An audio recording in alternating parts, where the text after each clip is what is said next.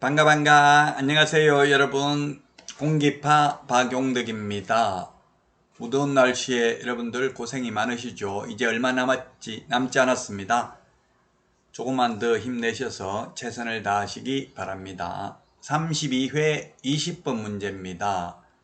부동산 거래 신고 등에 관한 법령상 벌금 또는 과태료 부과 기준이 계약 체결 당시의 개별 공시지가에 따른 해당 토지가격 또는 해당 부동산 등의 취득가액의 비율 형식으로 규정된 경우가 아닌 것은 했는데, 1번 허가구역 안에서 허가 없이 토지 계약을 체결한 경우에는 2년 이하의 전역이나 당해 토지 취득가격의 100분의 30, 개별 공시지가 100분의 30에 상당하는 금액 이하의 벌금입니다. 그래서 이거는 맞고요. 2번 외국인 등이 부정한 망고로 허가받아 토지 취득 계약을 체결하는 경우, 이것도 약간 제가 이신청을 했는데 받아주진 않았습니다만, 이걸 정확하게 하려면은 2번도 외국인 특례에 따라 이 말을 해야 되죠. 외국인 특례가 아니라 외국인이라 하더라도 만약에 우리나라 국토부 장관이나 시도의사가 지정한 허가구역이라면 똑같이 2년 이하의 지정이나 100분의 30입니다. 그래서 여기서 문제 취지는 2번은 외국인 특례에 의해서 군문자야가 뭡니까? 군문자야, 군사기지 및 군사시설 보호구역, 문화재보호구역, 자연환경보전법에 의한 생태경관보전지역, 야생생물특별보호구역에서 외국인 특례에 의해서 허가받지 아니한 경우에는 2년 이하의 징역이나 2천만 원 이하의 벌금입니다. 그래서 개별 공시지가, 토지가격 이런 말 안 들어가 있죠. 2번이 틀린 정답입니다. 아닌 것입니다.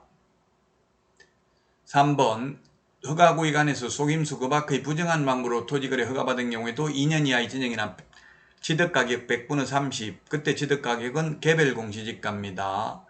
자, 그 다음에 실제 거래 가격을 거짓으로 신고하면 취득가액의 100분의 5% 이하가 들어오니까 취득가액 들어가 있죠. 5번 매매계약 체결 후 신고 의무자가 아닌 자가 거짓으로 신고한 경우, 거짓 신고하면 취득가액의 100분의 5% 이하 과태료입니다. 따라서 2번이 정답이 되겠습니다. 기출문제를 보면 최근에 공인중개사법은 계속 어렵습니다. 이것도 좀 어렵죠. 아마 올해도 예년 수준보다 쉽지는 않을 것입니다. 보통 강의하는 강사들은 전부 다 무조건 본인 과목 어렵게 나온다고 합니다. 그러면 책임을 안 집니다. 어려우면 적중한 거고 쉬워가지고 점수 다 잘 나오면 왜 거짓말 시켰냐, 사기쳤냐 이렇게 따지는 사람 없죠. 그래서 다 어렵게 나온다고 일단 이야기하는데요. 제가 출제하는 교수님들하고 많이 이야기를 해봐도 아직까지는 알 수는 없습니다만은 공인중개사법은 이제 예년 수준에는 나오지 아주 쉽게 나오지는 않을 것입니다. 자, 그 다음에 32회 21번 문제입니다. 역시 이것도 어렵죠. 기출문제인데 사례 중심으로 출제됐고요. 특히 행정제재처분 효과의 승계, 이 규정이 좀 어렵습니다. 옳은 것은 했는데 1번 기억 갑이 2020년 11월 16일 과태료 처분을 받았으나 12월 16일 한 달 후에 폐업을 했습니다. 그랬다가 폐업했다가 10월 15일 다시 등록했다. 폐업 기간이 1년 초과하지 않았죠? 그러면 과태료 처분 효과는 승계됩니다. 업무정지 과태료 처분 효과는 그 처분일로부터 1년간 재등록한 기업공개사에게 승계됩니다. 그래서 기억은 옳은 내용이 되겠습니다. 승계됩니다. 미연 을이 2020년 8월 1일 국토부령으로 정하는 전속중개계약서에 의하지 않고 전속중개계약을 체결한 후 2020년 9월 1일 폐업 신고를 하였다가 2021년 10월 1일 다시 등록을 하였다면 업무정지 처분할 수 있다 했는데 지금 폐업기간이 1년을 초과했죠. 그래서 업무정지 처분할 수 없습니다. 폐업기간 1년 초과했잖아요. 2020년 9월 1일 날 폐업했다가 21년 10월 1일이니까 1년 1개월 됐죠. 그래서 업무정지 처분할 수 없습니다. 폐업기간 1년 넘으면 폐업신고 전의 위반 행위로 인한 업무정지할 수 없고요. 디귿 병이 2018년 8월 5일 날 다른 사람에게 자기 상호를 사용하여 중개물을 하게 한 후 2018년 9월 5일 폐업신고하였다가 2021년 10월 5일 날 다시 등록을 했다. 3년 넘었네요. 2019, 2020, 2021년 9월 5일 이후에 등록을 했기 때문에 3년 넘었기 때문에 폐업신고 전의 위반 행위로 인한 등록 취소하지 않습니다. 폐업기간 3년을 초과하면, 폐업기간 1년 초과하면 폐업신고 전의 위반 행위로 인한 업무정지하지 않습니다. 따라서 1번이 정답이 되겠습니다.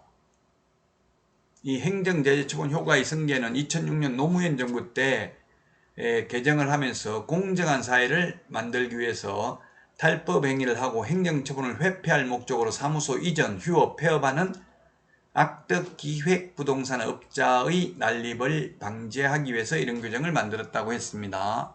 이제 잔머리 굴려도 소용없다는 이야기입니다. 자, 다음은 22번 문제 보겠습니다.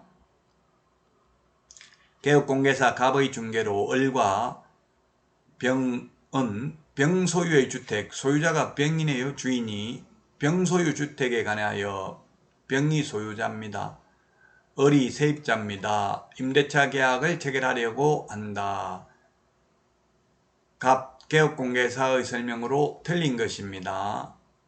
1번 을과 병이 임대차 기간을 2년 미만으로 정한다면 을은 임대차 기간의 유효함을 주장할 수 없다 했는데 을이 누굽니까?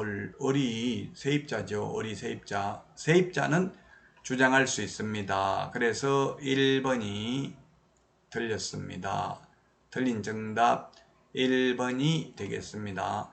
편면적 강행규정으로 임차인에게 불리한 약정은 효력이 없습니다. 임차인에게 유리한 약정은 효력이 있습니다. 그래서 세입자는 2년 미만으로 정한 기간의 유효함을 주장할 수 있습니다. 2번 계약이 묵시적으로 갱신된 경우 존속기간은 2년이고요. 주택의 경우, 상가의 경우 묵시적으로 갱신되면 존속기간 1년입니다. 자, 그 다음에 3번 계약이 묵시적으로 갱신되면 을은 언제든지 병에게 계약 해지를 통지할 수 있고 병이 그 통지를 받은 날부터 3개월 지나면 효력이 발생한다. 세입자가 나가겠다고 하면 주인은 3개월 지나면 돈 내줘야 된다는 이야기입니다. 보증금. 4번 을이 병에게, 을이 세입자입니다. 병이 주인이고요. 계약갱신 요건을 행사하여 계약이 갱신되면 갱신된 임대차의 존속기간은 2년이다.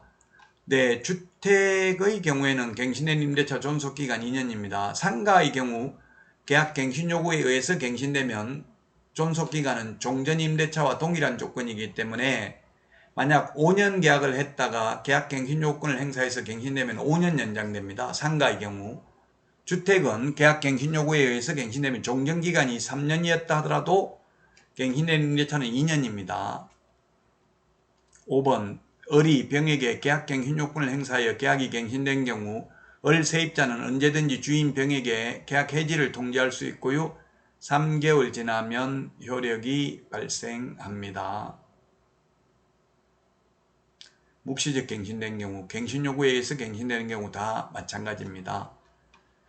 상가하고는 다르죠. 상가는 계약갱신 요구에 의해서 갱신되면 세입자는 해지 통고를 할 수 없습니다. 1번이 정답이 되겠습니다. 아마 여러분들 기출문제 보시면 최근 게 좀 어렵다는 느낌이 들 겁니다. 작년에 공인중개사법이 2차 과목 중에서는 가장 어려웠다고 설문조사가 됐었습니다. 아마 올해도 비슷하지 않을까 하는 생각이 듭니다. 여러분 수고 많으셨습니다. 다음 시간에 찾아뵙겠습니다. 안녕.